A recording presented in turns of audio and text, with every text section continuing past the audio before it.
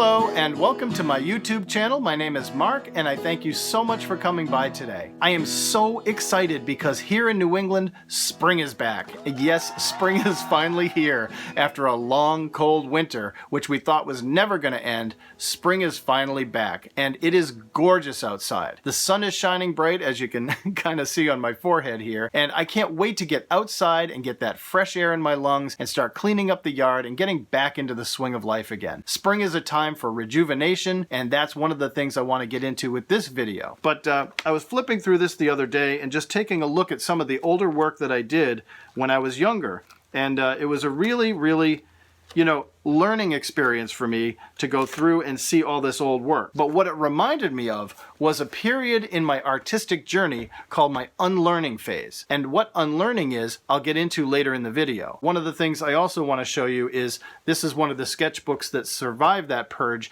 and I'll be using this today to do some demonstrations. I've got my coffee cup here, so I want to jump right into this video. Ooh, that was pretty interesting how bright it just got.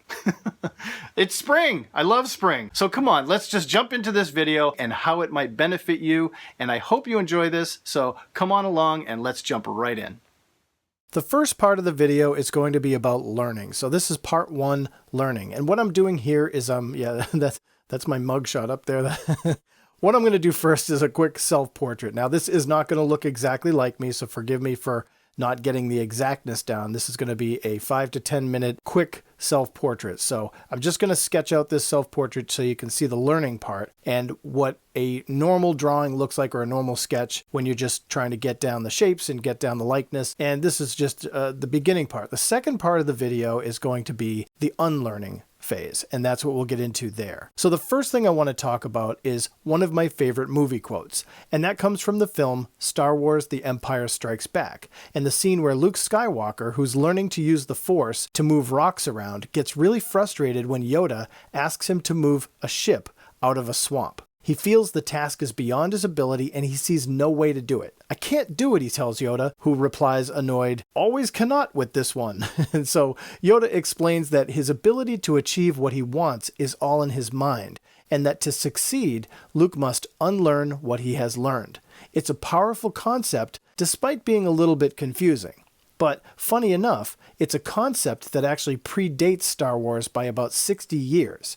It was one of the primary teaching methodologies of the Bauhaus School of Art and Design in Germany in 1919. Now for me, the quote made perfect sense, just not when Yoda said it. See, 10 years after that film came out, the same quote was spoken to me by one of my college professors. One rainy afternoon, my professor, who I'll call Paul, asked me to stay after class. I was concerned I'd done something wrong, but he assured me everything was fine. We talked about art, his work, and what having a career in art meant. He asked me what I saw for my own future in art. He then told me that he really liked my work and what I was doing, but that I needed to make some changes. He explained that the work I was doing was by the book, and I was following my own expectations and what other people wanted to see from me, like my other teachers. Now, Paul wasn't an illustration or design teacher. He was a fine art drawing and painting instructor, and someone who I had great respect for. He told me, if I really want to grow and develop as an artist and put meaning to my work and truly understand what being an artist is all about, then I would have to unlearn everything I'd learned about drawing and start again, from scratch. I had to relearn how to draw all over again. Now this was 30 years ago. It still seems like yesterday to me. I can even see the classroom, the lights off, the other students gone, rain was hitting the window, and Paul was sitting on the corner of a table that was covered in old paint splotches. He continued to elaborate on his thoughts, and it was clear by his smile and his enthusiasm he was giving me something very valuable, his wisdom. Still, I had spent my entire life learning how to draw. I was in art school and I was faced with this bizarre information. But when your art teacher tells you that you need to unlearn everything you know about drawing, you're really left with just two options to react. You can politely say thank you and move on, unchanged, or you can take up the challenge and go back to start and see what happens. Well, I did say thank you, but I took the challenge on also to see what this unlearning thing was all about. I thought it would be easy, but I was actually quite wrong. I hadn't figured on hurdles, and the biggest hurdles were actually my overconfidence and my own arrogance. After all, I was doing well in school, I was getting freelance work on the side, I was having small gallery shows, and I even won a few competitions. How hard could this be? Well, it was, and I won't lie, my work suffered, and it suffered horribly. My teachers immediately noticed the change in my direction, and they didn't like it. It reflected in my attitude. I would get frustrated, and I didn't really understand why I was doing this. So I went back to Paul, and I told him, I can't do this. He smirked and he said, ugh, young people, even when you're on the verge of a breakthrough, you still say the word can't. I seriously felt like I was Luke Skywalker talking to Yoda. And like Yoda, he explained to me that my problem was all in my mind, and I just needed to free myself of rules and expectations, to remove boundaries and step outside what I knew and forge a new path that didn't exist yet. I just needed to let go. So I went back and tried again. After months of trying and not really noticing results, another of my teachers told me he was concerned about my work and that it wasn't the best he'd seen. In fact, he said it looked like I was drawing like a child. And that's when I realized I was making my breakthrough. Suddenly, I started to see the change in everything I was doing, from how I was drawing, to how I played my guitar, to the way I set my studio up, and even the food I was eating. I was going back to basics, keeping everything simple and purging things that had become burdensome. I got rid of books and music albums. I even got rid of old artwork, which I was hanging on to for the sake of nostalgia. It wasn't long until the process was fully realized and I was actually drawing like a child, ignoring perspective and proportion, scribbling and doodling, and coloring with random colors outside the lines with no sense of color theory. When I would draw, I felt like I was 5 years old again. I can honestly say it was the most liberating experience in my entire creative journey. I felt like I was no longer hung up on details, I didn't take color seriously, and I was not striving for perfection. I was having fun being messy, and I was just enjoying being creative. On my vacations, I began doing whimsical doodles of the places I'd visit, really fast sketches, really quick drawings, in these loose, very linear designs. I'd sit in coffee shops doing urban sketching before anyone called it that. It was an absolutely wild ride.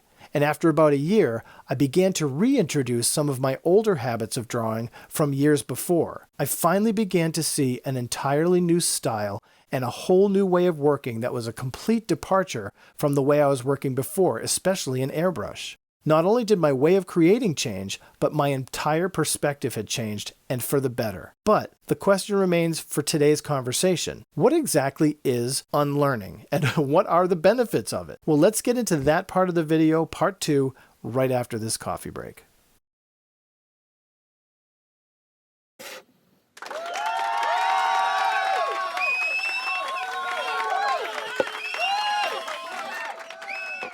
Now, in part 2 of the discussion, Unlearning, I'm going to try and go back to the start of the self-portrait and approach it without any sense of rules or foundations of drawing. And while it may look easy, trust me, it's not. You'll see that I'm going to have to do several drawings to try and unlearn things I know about drawing, except those things are really deep-rooted, and I have to find a way to get beyond them. So, it's going to take several attempts to reach that zone and fully immerse into this new drawing, letting it flow, and completely letting go and allowing the drawing to happen without thinking. But what exactly is unlearning? In my terms, unlearning is when information that we've acquired no longer serves a purpose and can be dismissed. When all ideas and approaches to solving a problem or performing a task have been thoroughly exhausted. For me, it's like going down a path to find a fork in the road. We go to the right way on the path to find along the journey that the right way is blocked. No matter how hard we try to get around, passage is not possible. So we have to go all the way back to the fork in the road and then go to the left this time toward our destination. Unlearning is when we dismiss the information about the right-hand path that leads to the obstacle because it's now irrelevant and not needed. We had to go all the way back, unlearn that information, and now learn new information about the direction to the left. For whatever reason, my professor saw something in me that he felt that I would benefit from this unlearning, and I think he was right. So, what are the benefits of unlearning? Well, the ancient Chinese book of changes called the I Ching teaches us that when we put ourselves into action, good fortune will come. When we decide to make changes for ourselves to better our situation, success will follow. To me, that's that's perhaps the most important benefit of unlearning, that success and good fortune come through action and change. But more simply, there are several benefits to going back and starting from scratch in almost any field. The number one benefit? Happiness. The feeling of positive joy often accompanies the exploration of new interests, and when we explore an element of ourselves that leverages our innocence, that childlike discovery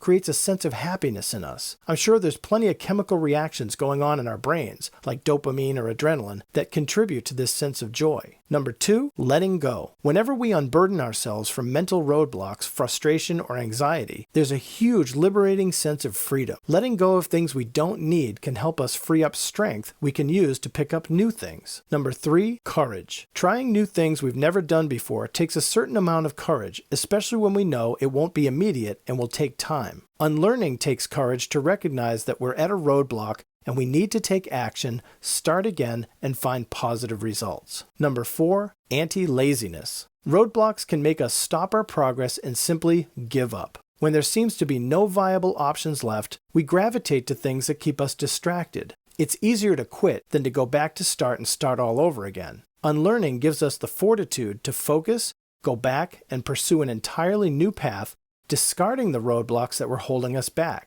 Number five, sharpens the mind. Much like doing a puzzle or a brain teaser, our brains are stimulated and rewarded when we find solutions and new ways of doing things. It's why video games and phone apps have become so popular. The reward for success or leveling up is immediate, but it also keeps the mind sharp and clear. Unlearning does the same thing by creating the same reward for success scenario, allowing us to stay fresh and keep our thinking sharp. Number six, playtime. In any field or discipline, when we get to explore something we're already familiar with, but with no rules, boundaries, or expectations, it usually comes with the excitement of a child. It's that experience of playing in a new sandbox, the season's first snowfall, or going to a new beach for the first time. Playtime is especially important to an artist who must constantly keep their mind and heart open to be able to explore their creative outlets. Number seven, organization. When we spend significant time trying to figure out how to do something,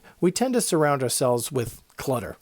For me, I have paintbrushes, coffee cups, pens, pencils, sketchbooks all around me. Once we recognize we've hit that roadblock, the frustration or annoyance can trigger us to react by organizing our space, cleaning up our stuff, and preparing ourselves to go back and start again. It's a very fulfilling experience to organize that workspace. Number eight, positive social influence. Expressing to colleagues, friends, or family, whether on social media or in person, that we're frustrated or we're feeling anxious or uptight because we're stuck on something that we just can't get past can have a negative effect on other people. However, if we express to them that we're going through a process of unlearning to go back, to start over and find a new way of doing something, it can have a positive effect on other people. It can even inspire and motivate them to adopt changes in their own routines. Number nine, experience. For me, it was an epiphany when I first chose to unlearn everything I had learned. It opened a channel for me to be able to think in a completely different way and release expectations that I had been placing on myself for years. Now, whenever I come across that road again, I can draw from that same experience and remember to let go of the information I've collected and start again, making room for new information. Once you have an experience with something, you can call on it more easily each time. Number 10, personal growth.